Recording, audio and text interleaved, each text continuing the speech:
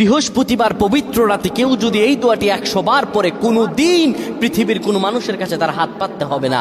পৃথিবীর সব কিছু তার পায়ের নিচে আল্লাহ হাজির করে দিবেন। দারিদ্রতা থেকে মুক্তি দান করবেন, বিপদ আপদ থেকে মুক্তি দান করবেন, তার সম্মানকে সুউচ্চতা দান করবেন, অসুস্থতা থেকে দূরে রাখবেন। আল্লাহর অশেষ দয়া ও রহম তাকে দান করে দিবেন। সুবহানাল্লাহ। বৃহস্পতিবার রাত এটি গুরুত্বপূর্ণ রাত। এই রাত সপ্তাহে একদিন আসে। আরবিতে রাত আগে আসে, দিন পরে আসে। সুতরাং বৃহস্পতিবারের যে দিন গিয়ে রাত, এটি বৃহস্পতিবার রাত নয়, এটি শুক্রবারের রাত, এটি জুমাবারের রাত, এটি দোয়া কবুলের রাত, আল্লাহর কাছাকাছি হওয়ার রাত। সুবহানাল্লাহ। এই বৃহস্পতিবার রাত আল্লাহ তাআলা বান্দার দোয়া কবুল করেন।